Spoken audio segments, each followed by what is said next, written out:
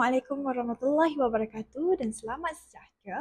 Saya Hanifah Rina Binti Hanizam. Jadi pada ini, tujuan saya melakukan video ini adalah untuk memenuhi keperluan tugasan 1 iaitu persembahan bagi kursus ELMK 3103.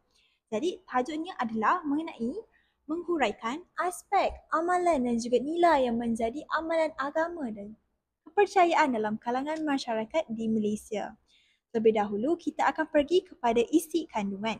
Pertama, kita akan melihat kepada pengenalan peratusan agama dan kepercayaan yang dianuti di Malaysia. Yang kedua, yang ketiga, amalan setiap agama. Yang keempat, nilai setiap agama. Yang kelima, kepercayaan masyarakat Malaysia. Keenam, kita akan melihat akhir sekali kesimpulan dan juga rujukan yang saya rujuk. Seterusnya, kita pergi kepada pengenalan terlebih dahulu. Seperti kita semua sedia maklum, negara kita Malaysia didiami oleh pelbagai lapisan individu. Individu-individu ini terdiri daripada latar belakang yang berbeza, tinggal bersama-sama di bawah satu bumbung yang sama. Jadi, kepelbagaian kaum, bangsa, budaya dan juga bahasa menjadi faktor kepada wujudnya kepelbagaian agama dan juga kepercayaan di Malaysia. Agama Islam, Kristian, Hindu, Buddha dan Sikhism merupakan antara agama utama yang dianuti oleh rakyat Malaysia. Tetapi bukan itu saja, terdapat juga masyarakat yang masih mengamalkan kepercayaan tradisional seperti Konfusianisme, Taoisme, Animisme dan juga kepercayaan natif. Jadi, pelbagaian ini bukan saja telah menyelahkan identiti negara kita dan juga cara hidup masyarakat, tetapi telah menyumbang kepada penerapan nilai-nilai murni seperti hormat menghormati, toleransi dan persefahaman yang kukuh. Pelbagaian kaum dan juga agama ini telah melambangkan kekuatan kesatuan di dalam negara. Jadi kita akan pergi terlebih dahulu, kita akan melihat peratusan agama dan juga kepercayaan yang dianuti di Malaysia pada tahun 2020. Saya mengambil sumber daripada laporan kebebasan agama antarabangsa Malaysia 2022 dan saya bentukkan dia dalam bentuk graf seperti ini. Okay, pertama sekali kita boleh lihat agama Islam merupakan agama yang majoriti rakyat Malaysia menganutinya iaitu sebanyak 63.50%. Yang kedua agama Buddha sebanyak 18.70%. Yang ketiga agama Kristian 9.10%, agama Hindu pula 6.10% dan akhir sekali kumpulan agama lain sebanyak 9%. Okey, kumpulan agama lain ini termasuk seperti agama Sikhism dan juga kepercayaan seperti Konfusianisme, Taoisme, Animisme dan juga kepercayaan natif. Okey, terlebih dahulu kita akan melihat kepada amalan-amalan setiap agama. Agama Islam ni amalan boleh dikategorikan kepada 3 jenis. Iaitu kita ada amalan badani, amalan lisan dan juga amalan qalbi. Kalau amalan badani ni merujuk amalan yang melibatkan pergerakan anggota badan kita lah iaitu solat, puasa, zakat dan juga haji. Kalau amalan lisan merupakan amalan yang melibatkan ucapan iaitu pengujaran kata-kata kita seperti membaca Al-Quran, zikir, berdoa, nasihat dan juga dakwah. Dan akhir sekali amalan qalbi, amalan ni amalan yang batin, yang kita tak nampak. Dia melibatkan hati seperti iman, takwa, ikhlas, sabar, syukur dan juga tawakal. Jadi kesemua-semua amalan ini merupakan cara untuk mendekatkan diri kepada Allah Subhanahu Wa Taala dan mencari keridhaannya, serta boleh menyumbang kembali kepada masyarakat. Contohnya kalau saya kata menyumbang kembali ke masyarakat, kenapa? Dia melibatkan seperti kita tengok amalan madani lah, kita ambil zakat. Zakat kita mengeluarkan duit untuk membantu, duit yang kita keluarkan untuk bayar zakat tu kita dapat membantu saudara Islam kita yang dalam kesusahan. Untuk amalan agama Kristian pula ada 2, amalan teras dan juga amalan-amalan lain selain teras lah. Kalau amalan teras ni kita ada seperti berdoa, membaca kitab Bible, ibadat dan sakramen. Sakramen ni upacara agama Kristian seperti baptism dan juga perjamuan kudus. Kalau amalan lain selain daripada amalan teras adalah seperti pengakuan dosa. Maksudnya kalau contoh kat sini dalam gereja Katolik, pengakuan dosa ni penganut Kristian ni akan mengaku kesalahan mereka kepada paderi untuk menerima keampunan lah. Ziarah, melayani orang lain dan juga pemenuhan Kristian sebagai pelengkap amalan sebagai penganut Kristian. Okay, seterusnya kita pergi kepada amalan agama Hindu pula. Kalau dalam agama Hindu, Matlamat penganut Hindu adalah untuk mencapai moksa. Moksa ni adalah kebebasan daripada kelahiran semula. Jadi ada 4 disiplin yang dilakukan untuk ke arah moksa, iaitu karma yoga, bhakti yoga, raja yoga dan jana yoga. Walaupun setiap satu disiplin ni berbeza-beza dan mengikut kecenderungan dan juga sikap individu, tapi keempat-empat ni saling berkait dan wujud bersama. Kesemuanya memiliki tujuan yang sama, iaitu menuju ke arah penyatuan dengan Tuhan dan pembebasan daripada kelahiran semula, iaitu moksa. Jadi selain daripada 4 disiplin ini juga ada juga beberapa amalan keagamaan yang dilakukan oleh penganut Hindu di rumah atau di kuil. Seperti japa, meditasi, ceramah, kuil agama, doa, pemujaan ritual, bacaan ayat suci dan kirtana. Okay, saya kaitkan. Contoh kalau kirtana ni nyanyian pujian ataupun lagu-lagu keagamaan yang dinyanyikan untuk memuji dewa dan dewi. Kalau dalam 4-4 disiplin tu, kirtana tu termasuk kat bawah bhakti yoga. Bhakti yoga iaitu cara utama untuk mendekatkan diri dengan Tuhan iaitu melalui muzik dan juga nyanyian. Seterusnya kita akan melihat amalan agama yang keempat iaitu agama Buddha. Kalau agama Buddha, penganutnya mereka perlu memiliki sebuah gambar Buddha kat dalam rumah atau di dalam rumah lah untuk dijadikan sebagai objek untuk penghormatan dan bukan sebagai objek penghiasan.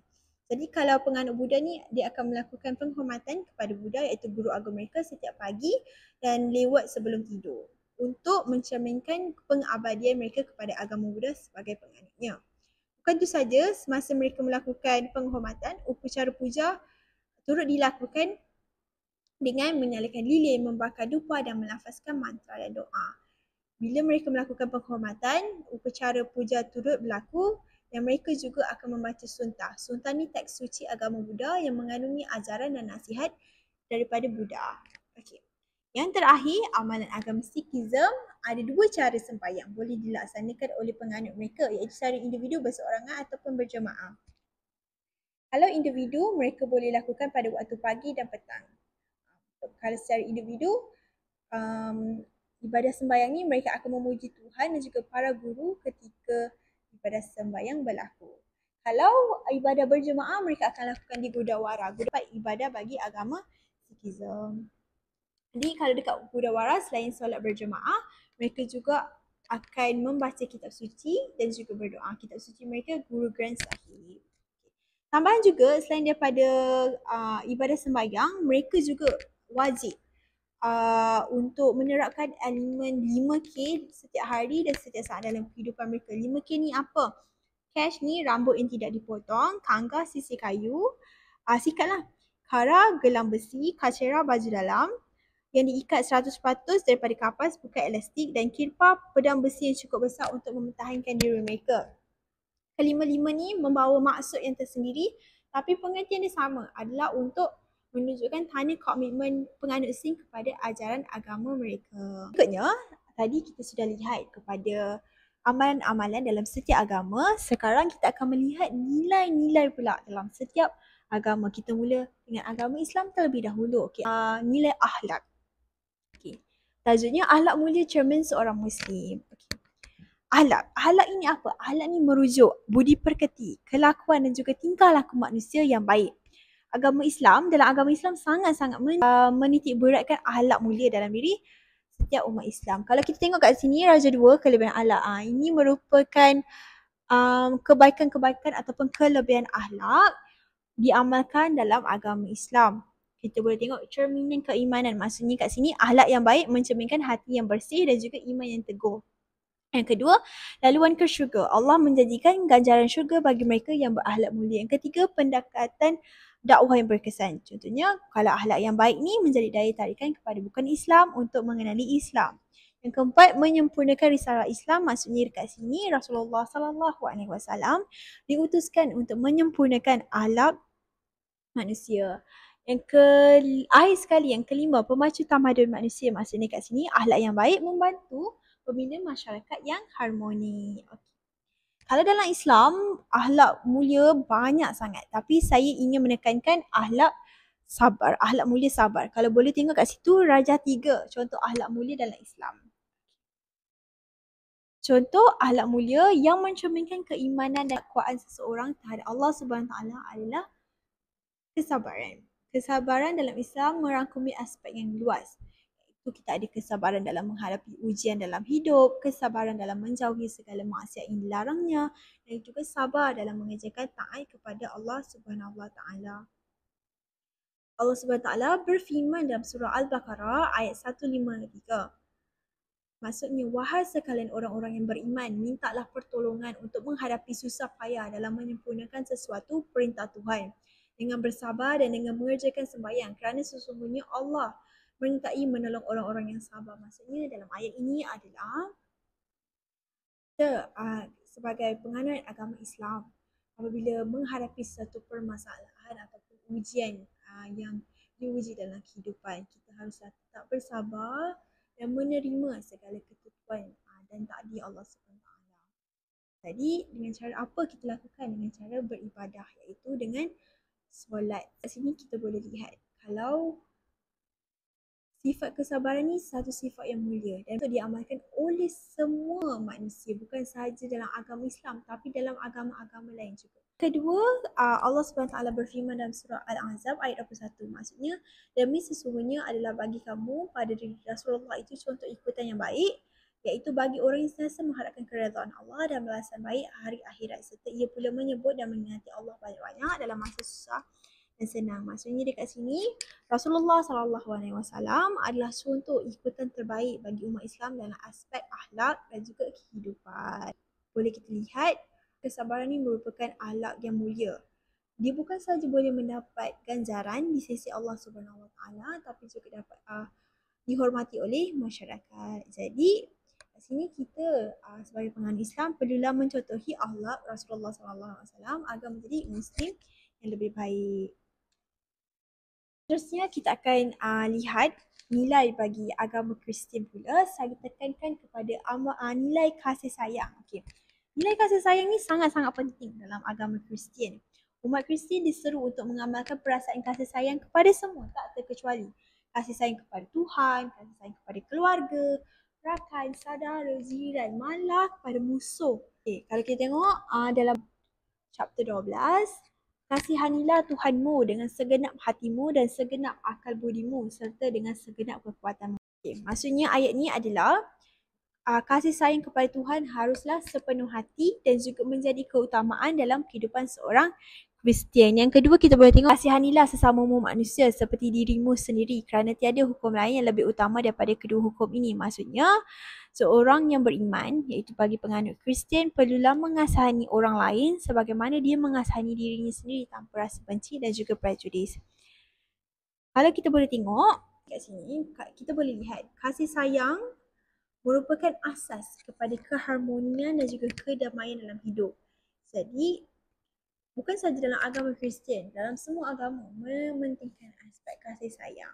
Jadi, sebagai seorang manusia, kita perlu mengamalkan aspek kasih sayang. Mengamalkan aspek kasih sayang ni kepada Tuhan dan juga sesama manusia, agar masyarakat ini dapat hidup dalam keadaan yang lebih aman dan juga dengan toleransi. Okay, yang kedua, untuk masih lagi agama Kristian, 10 perintah Tuhan merupakan nilai moral yang mesti dihayati oleh penganut Kristian. Okay, 10 perintah Tuhan ni bukan sahaja peraturan agama semata-mata, tapi juga merupakan asas kepada etika dan juga nilai moral dalam agama Kristian yang perlu dipatuhi dan diikuti oleh penganut Kristian agar membentuk kepribadian yang mulia dan juga memoral tinggi selaras dengan perintah Tuhan. Okay, kalau kita tengok 10 perintah Tuhan ni, di sini 10 perintah Tuhan. Yang pertama, mempercayai Trinity. Trinity ni adalah konsep Tuhan dalam Kristian, merangkumi anak Tuhan, Jesus, Bapa Tuhan dan juga Ruhul Kudus. Yang kedua, tidak menyembah patung atau berhala yang menyerupai objek di langit dan bumi. Yang ketiga, tidak menyebut nama Tuhan secara sebarangan. Maksudnya seorang tu tak boleh gunakan nama Tuhan dengan tujuan yang salah. Yang keempat, tetapkan ingatan dan menyucikan hari Sabat. Maksudnya penganut Kristian perlu menghormati hari suci mereka untuk beribadah. Yang kelima, menghormati ibu bapa, iaitu dalam agama Kristian menekankan aspek menghormati, menjaga dan berbakti kepada ibu bapa mereka. Yang keenam, jangan membunuh. Maksudnya kat sini yang membunuh ni adalah kita tahu bukan dalam agama Kristian, dalam semua agama merupakan satu dosa yang besar. Kehidupan yang dianugerahkan oleh Tuhan ni sangat bermakna dan sangat indah. Oleh itu, membunuh ni dosa yang sangat-sangat besar. Yang ketujuh, jangan berzina. Maksudnya kat sini kesetiaan dalam perkahwinan dan kesucian moral sangat ditekankan. Yang ke-8, jangan mencuri. Maksudnya kat sini mengambil hak orang lain secara tidak sah. Perbuatan dilarang. Yang ke-9, jangan membuat tuduhan palsu. Kristian menekankan kejujuran dan juga keadilan dalam semua aspek kehidupan. Yang akhir sekali, jaga hak orang lain dan hak jiran. Maksudnya kat sini, bila kita menghormati hak jiran kita, menghormati orang lain, secara tidak langsung kita dapat mewujudkan suasana yang harmoni, aman, damai, tanpa ada sengketaan, perselisihan faham dan sebagainya. 10 perintah Tuhan ni bukan sahaja panduan dalam kehidupan beragama tetapi asas kepada nilai moral sejagat. Jadi, jika penganut Kristian mengamalkan ajaran ini, masyarakat akan jadi lebih harmoni dan juga beretika tinggi. Okey, seterusnya kita akan melihat kepada nilai agama yang ketiga iaitu agama Hindu. Apa saya kaitkan hukum karma dengan kepribadian moral? Jadi mari kita lihat. Hukum karma ni kita boleh definisikan sebagai pembalasan atau perbuatan yang dilakukan oleh seseorang sama ada perbuatan itu baik ataupun buruk. Dia akan dibalas kembali menurut hukum alam atas apa yang seseorang itu lakukan. Contoh, kalau seorang itu melakukan perbuatan yang baik, maka balasannya baiklah, karma yang baik. Kalau sebaliknya, kalau perbuatan buruk dilakukan, maka orang tersebut akan menerima karma yang buruk. Jadi, karma yang baik akan membawa kesan positif dalam kehidupan kini ataupun dalam kelahiran semula mereka. Kalau karma yang buruk pula akan menyebabkan kelahiran semula dalam keadaan yang sukar atau dalam bentuk makhluk lain seperti haiwan. Bagi setiap penganut Hindu, mereka perlu melakukan karma ataupun perbuatan yang baik agar terlepas daripada kelahiran semula samsara, iaitu lahir semula ke dunia dalam bentuk binatang. Jika perbuatan yang baik dikerjakan, maka mereka akan kembali bersama Tuhan, penciptanya iaitu Brahma di Nirwana atau syurga menurut agama Hindu. Oleh itu, kalau kita lihat, konsep karma ni dalam agama Hindu akan menyebabkan penganut Hindu akan sentiasa melakukan kebaikan dalam kehidupan mereka jalani kini sebab mereka tak nak mahu karma buruk serta ingin terlepas dari samsara. Jadi, kebaikan yang mereka sering lakukan ni akan membentuk kepribadian mulia dan bermoral sebagai seseorang manusia. Jadi konsep karma ni jelas kita dapat lihat dia dapat mendorong penganut Hindu untuk sentiasa melakukan kebaikan dan menghindari kejahatan kerana mereka percaya bahawa kehidupan kini akan menentukan kehidupan masa hadapan mereka. Jadi setiap perbuatan haruslah dilakukan dengan penuh tanggungjawab. Seterusnya kita akan lihat nilai setiap agama yang keempat dan juga yang kelima. Agama keempat, agama Buddha dan agama kelima, Sikhism. Bagi agama Buddha, kenapa saya ambil 5 sila saya kaitkan dengan aspek nilai dalam agama Buddha. Okay, jadi mari kita lihat terlebih dahulu. Panasila ataupun 5 sila merupakan garis panduan moral asas dalam amalan agama Buddha. Pertama, kalau kita tengok Panatipana Veramani adalah menahan diri daripada mencederakan makhluk hidup, iaitu dalam erti kata lain mengelakkan pembunuhan. Yang kedua, Anidana Vermani, iaitu menahan diri daripada mengambil sesuatu yang tidak diberikan, iaitu mengelakkan daripada mencuri lah. Kamasu Mincara Veramani, menahan diri daripada salah laku seksual. Yang keempat, Musavana Veramani, menahan diri daripada pertuturan palsu, iaitu berbohong. Yang terakhir sekali, Suramaraya Majapama Datana Veramani, iaitu menahan diri daripada bahan yang memabukkan yang boleh membawa kepada kesyuaian. Kalau kita tengok kelima-lima ini seperti saya katakan tadi merupakan garis panduan moral dalam agama Buddha. Apabila penganut Buddha mengamalkan lima-lima ini mengikuti garis panduan moral asas mereka, mereka dapat membentuk kesedaran diri sebagai seorang manusia dan juga disiplin dalam diri mereka. Bukan itu saja, mereka dapat memupuk keamanan serta kebahagiaan dalam masyarakat serta membuka jalan ke arah perkembangan spiritual menuju pencerahan Nibbana. Bagi agama Sikhism, nilai kepedulian saya kaitkan dengan langgar. Kenapa saya kaitkan dengan langgar? Seperti kita sedia maklum, agama Kristian ni sangat menekankan khidmat kepada manusia tanpa mengharapkan kembali balasan. Contohnya amalan langgar itu dapat percuma di Gurdwara. Gurdwara tempat beribadah mereka. Maksudnya kat sini, amalan langgar ni mereka akan memberikan makanan secara percuma kepada semua orang. Tidak mengiralah agama yang dianuti oleh mereka, bangsa mereka dan juga status sosial mereka. Jadi, apabila amalan langgar ni diamalkan dalam agama Sikhism, diamalkan oleh penganut Sikhism, mereka dapat sifat rendah diri kerana membantu orang lain, empati. Empati kepada nasib orang lain dan juga rasa tanggungjawab. Tanggungjawab mereka terhadap sesama manusia dalam masyarakat.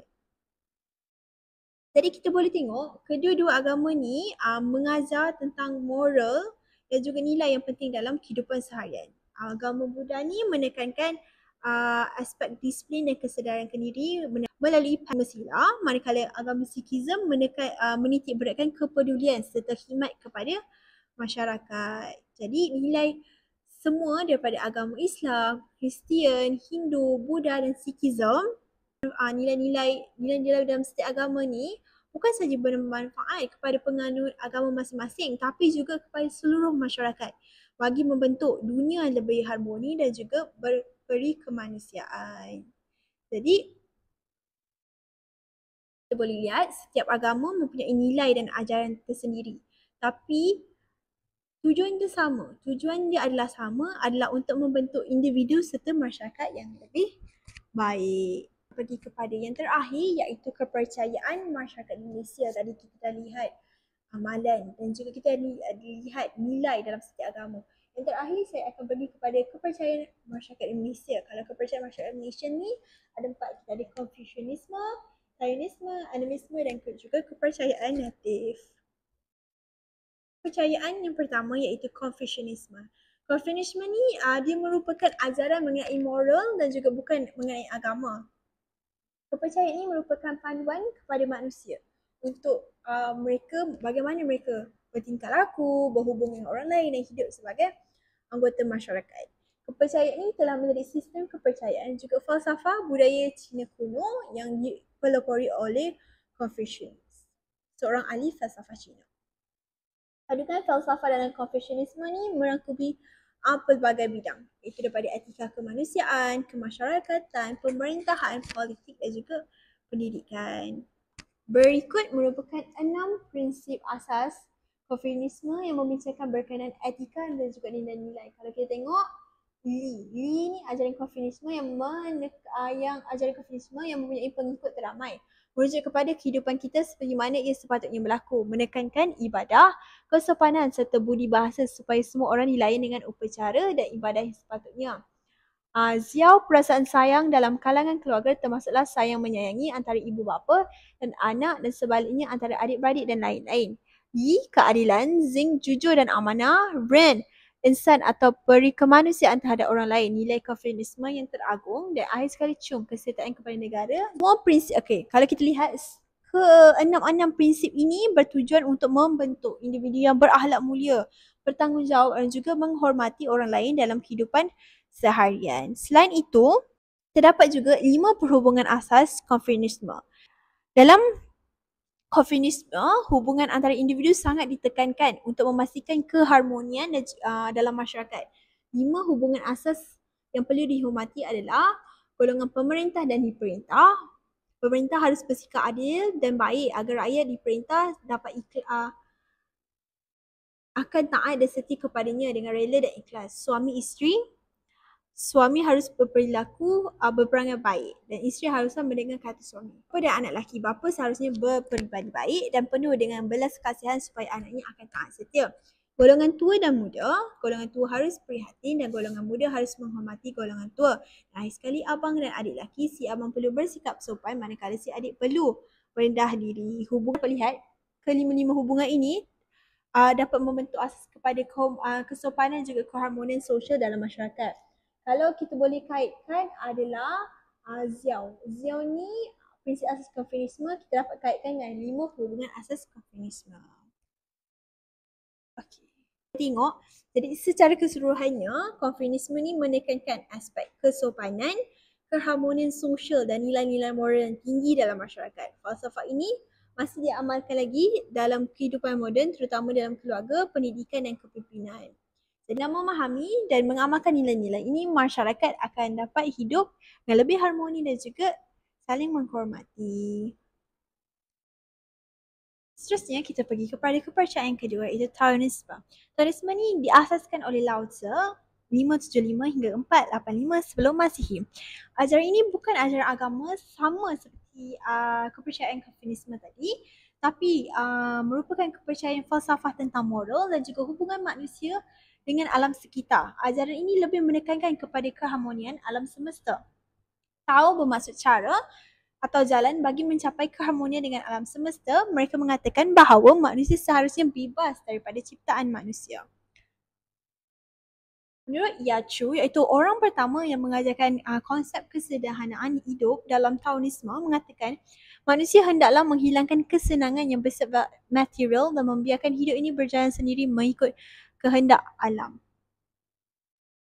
Maksudnya dekat sini, Yachu ini menekankan kehidupan kesederhanaan dan menghindari kemewahan berlebihan.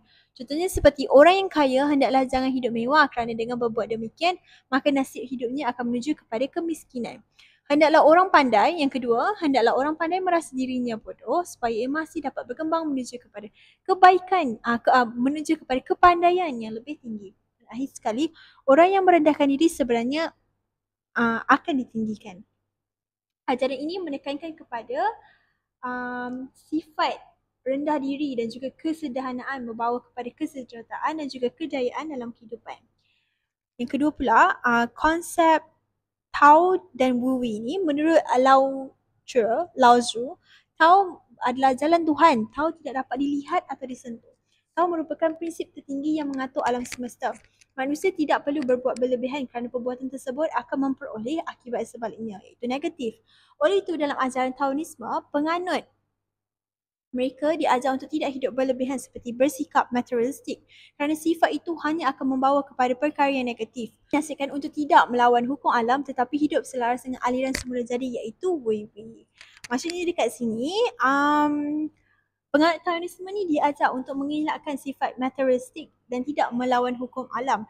Mereka diajarkan konsep Wei Wei, iaitu hidup dalam keseimbangan dengan alam tanpa paksaan atau melawan aliran semula jadi. Jadi, dapat dirangkumkan dan konsep dalam Taoisme ni mengajar manusia untuk hidup dengan sederhana sahaja, selaras dengan alam dan tidak dan mengelakkan sifat tamak serta materialistik. Dan seterusnya, kepercayaan ketiga, animisme. Animisme ini merupakan kepercayaan yang percaya akan wujudnya roh atau semangat pada semua benda sama ada bernyawa atau tidak. Semangat ini mesti dihormati kerana mereka ini dikatakan menjaga alam sekitar daripada musnah. Penganut kepercayaan ini juga percaya interaksi dengan roh-roh akan memainkan peranan penting dalam memelihara kesejahteraan mereka. Oleh itu, ritual dan upacara merupakan elemen penting dalam mempraktikkan kepercayaan animisme ini. Di semenanjung Malaysia, terdapat 3 kaum besar dalam masyarakat orang asli, iaitu kaum Negrito, Senoi dan Melayu asli. Mereka ini mewarisi kepercayaan animisme daripada nenek moyang sejak dahulu kala lagi. Kepercayaan ini menyebabkan sifat ataupun nilai menghormati alam dapat disemaikan dalam diri individu.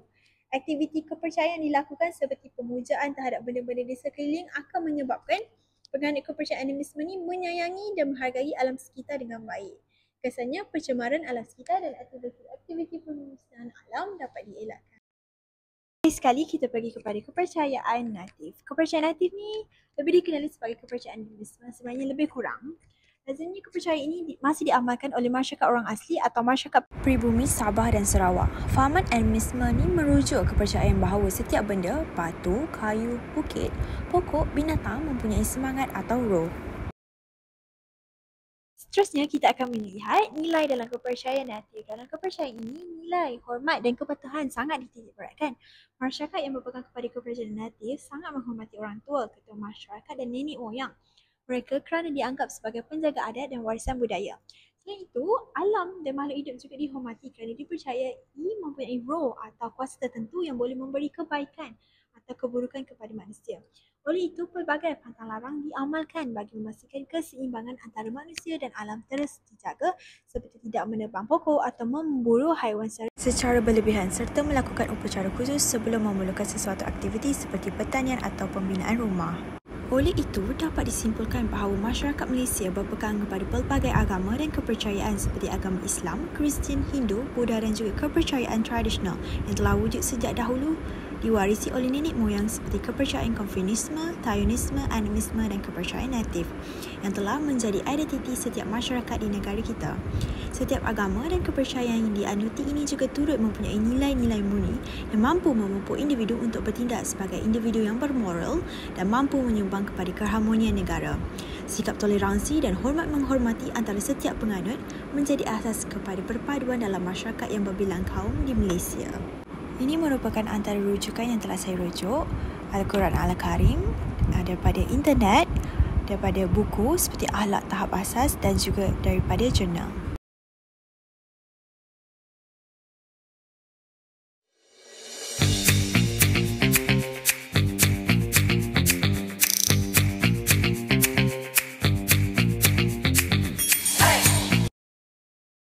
Sekian itu sahaja daripada saya. Terima kasih.